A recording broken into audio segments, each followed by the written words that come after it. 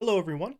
Hope you're having a fantastic day. My name is Kmart, and I want to talk about some basketball. And today, we are once again moving along here with our early off-season preview, asking a handful of questions of each of the teams in the league to get a sense for what aspects of their lineups, of their games, that they might be looking at as we get into free agency and into the off-season. So, we are moving along here, taking a look at the Utah Jazz today, a team that, well, got maybe a little bit of a shot in the arm over the past 6 months or so.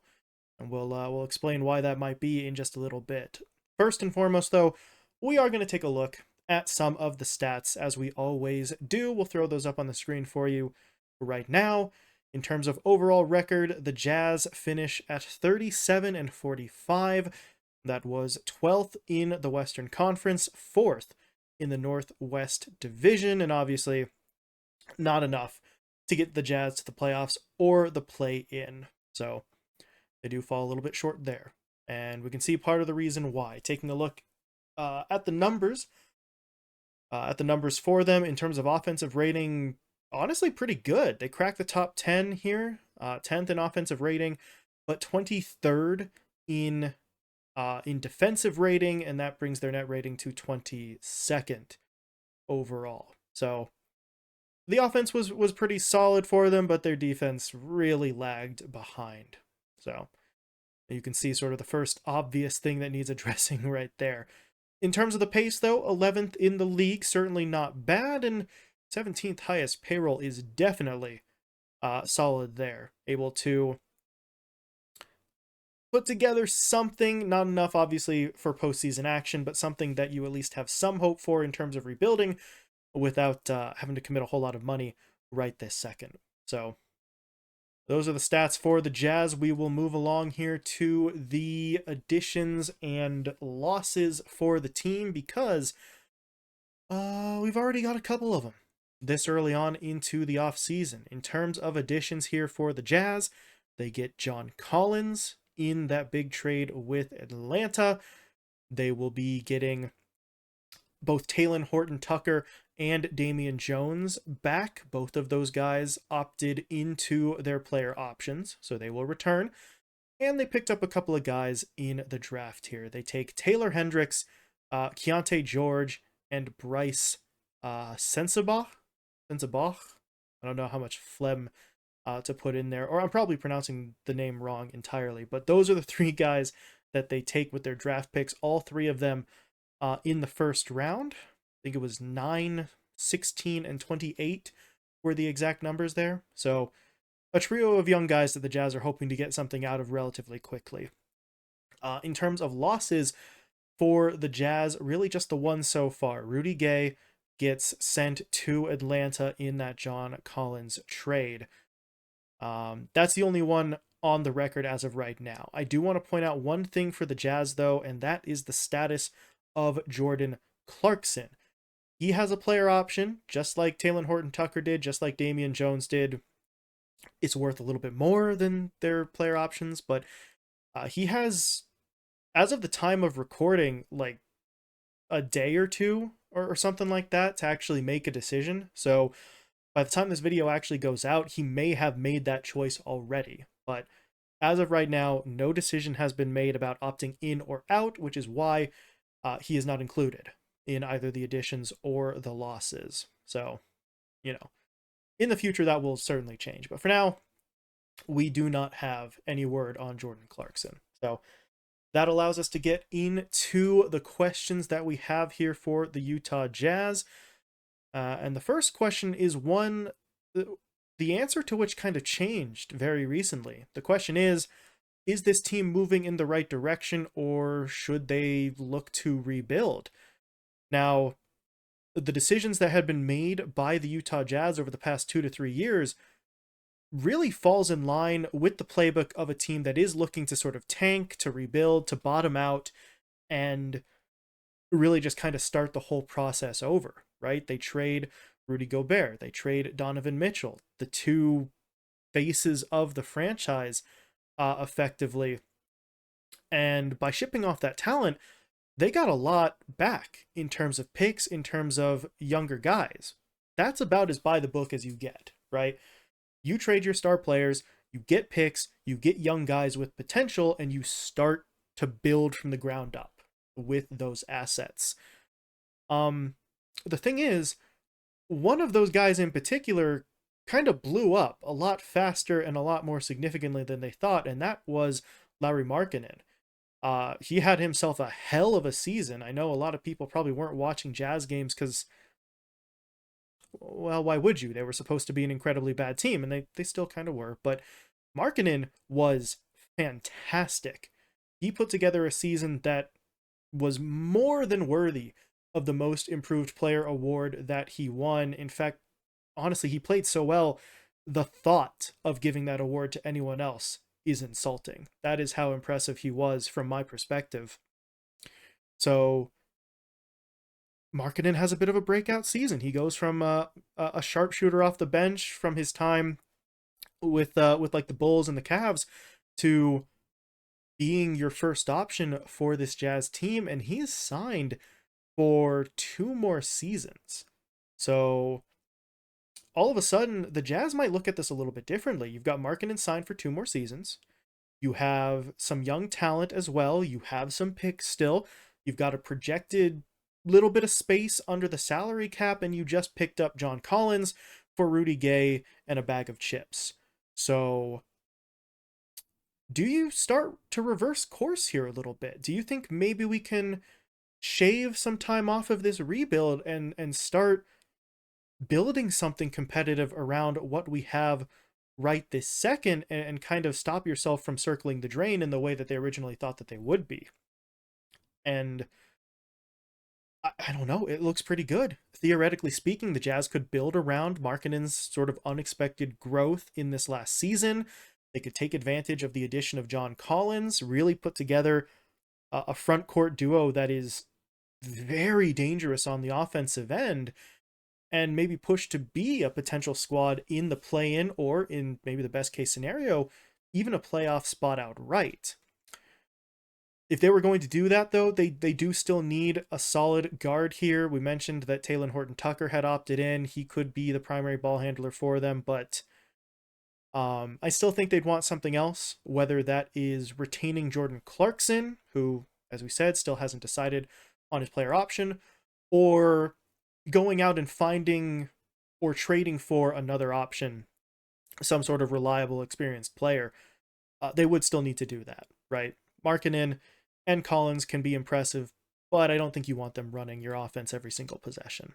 So they would still need to shore up the guard core. But if they were to make that kind of maneuver, go out and sign a point guard in the $20 million range or something like that, maybe even cheaper, or trade for one, then if that succeeds, the team could effectively sidestep the rebuild process, at least temporarily, instead of looking at maybe we can be competitive 3 to 5 years from now after we're done tanking for picks.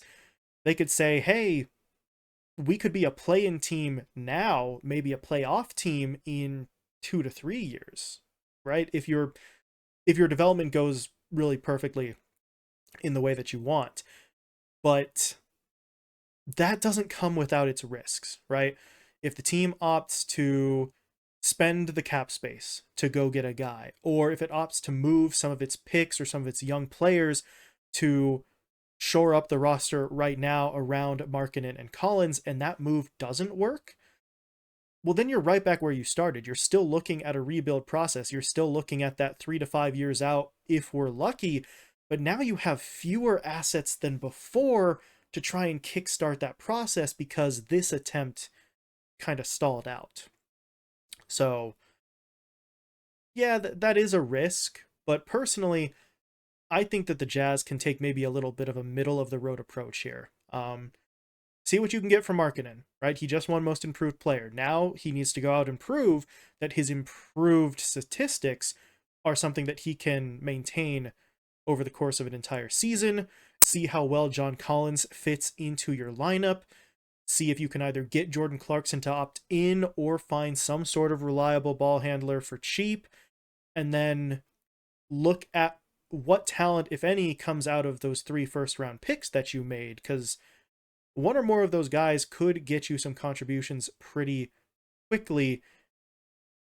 And then at the end of this season, I think you see where you are, right? Look at what that sort of core of players did for you, and then decide what the move needs to be from there. Because you'll still have the picks, you'll still have the cap space, you'll still probably have a lot of those guys, and they could be movable if you need them. So, yeah, I mean, I don't think that they need to go in full rebuild mode anymore. I think they might have found a little bit of a shortcut, but don't jump the gun. Still be patient, see what you've got for 1 year, and then reevaluate.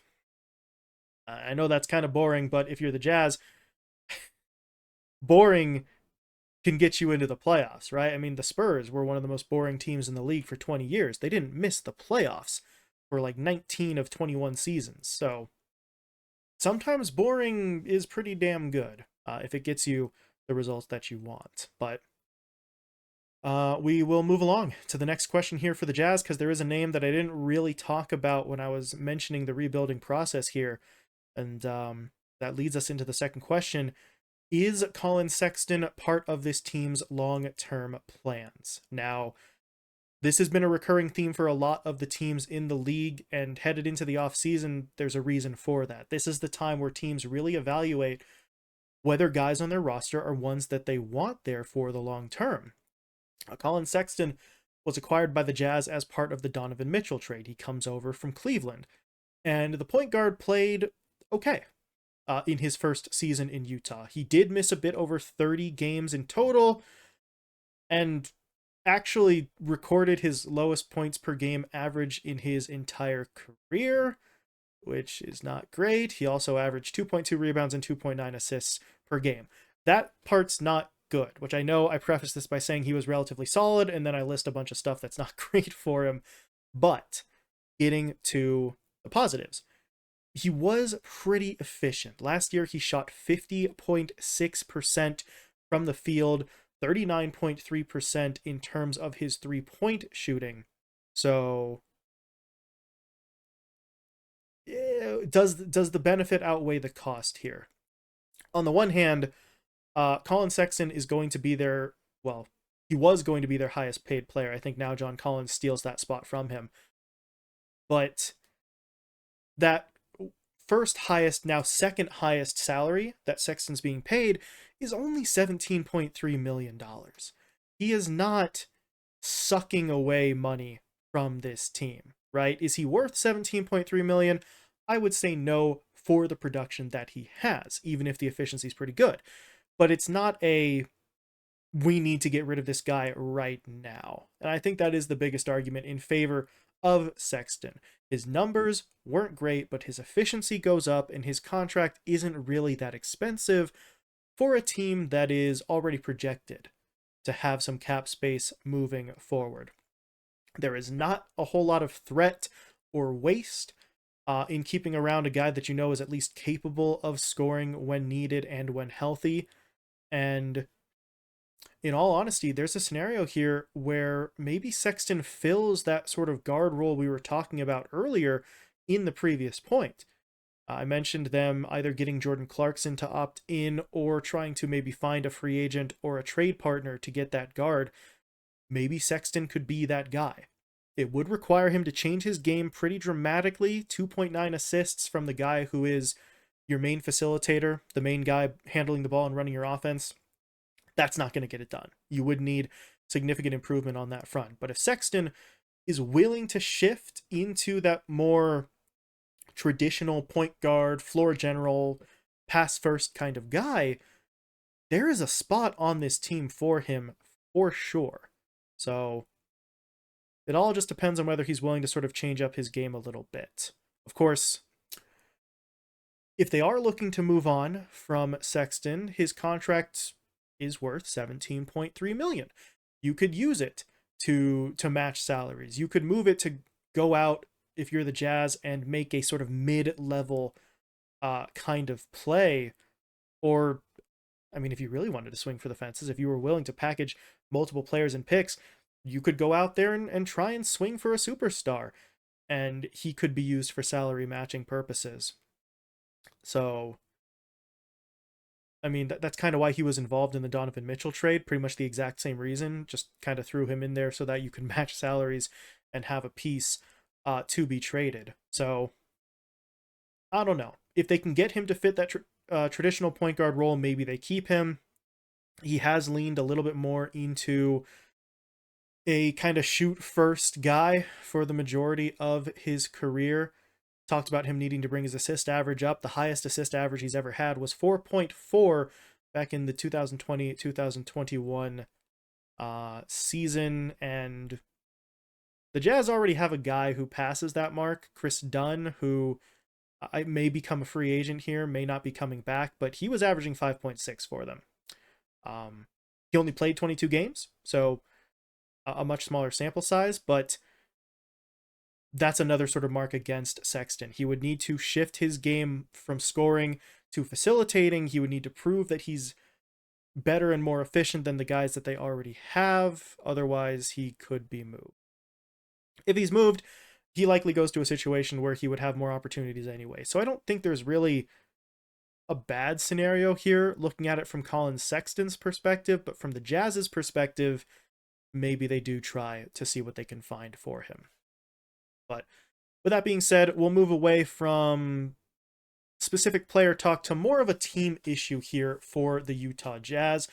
Point number 3 for Utah is that they simply need to be better on defense. Their defense was crap.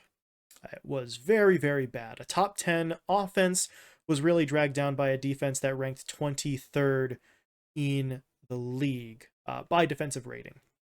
So they were not great on that front. They were weak in just about every defensive statistic other than rebounding. They were bottom 5 in field goal makes and field goal attempts allowed per game. They were 24th in points allowed. They were 29th in fast break points allowed, 25th in point paints allowed, 21st in fouls per game. So they didn't do a whole lot of stopping people on defense. And on top of that, they were committing fouls at a pretty ugly clip as well. So giving offensive opportunities and then also sending your opponents to the line. That's not really a formula for success. The good news for the Jazz is that their interior defense should at least improve a little bit next season. Markkanen obviously saw most of his improvement on the offensive end, but he's still a guy who has a lot of sort of length and reach that could help you out. John Collins is another player who's maybe a little bit more offensively focused in his time in Atlanta, but he was still able to go out, grab rebounds, and play some solid defense when called upon. And then you've got Walker Kessler, who's going to be coming into his sophomore season.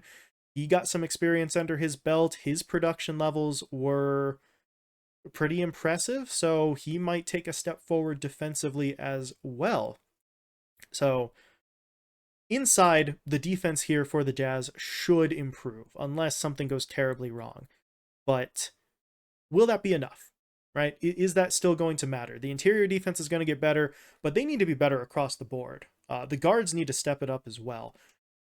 Taylor Horton-Tucker and Jordan Clarkson were not the greatest of defenders last season, so they could certainly improve. Colin Sexton included in that sort of guard core that was a little disappointing on the defensive end. So the personnel changes are certainly encouraging, but there needs to be a dramatic increase in the effort level on the defensive end here for the Jazz if they really do want to try and take that step into competing for a playoff spot, for a play-in spot, something of that nature.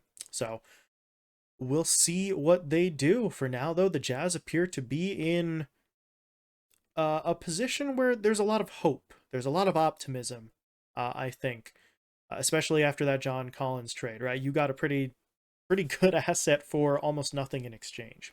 So they are looking pretty good. We'll see what the offseason has in store for them, who comes back, who they can go out and acquire, and what this team looks like. So let me know what you think. Do you think that this is enough, what they currently have, to try and cut that rebuild process short? Do you think that they need to go out and try and get maybe one more, mid to high level player? Do you believe that Colin Sexton factors into this team long term, or do they try to move him? And how do you think that they improve on the defensive end, if you think that they do at all? So that will do it. Thank you all so much for watching, and I will talk to you later.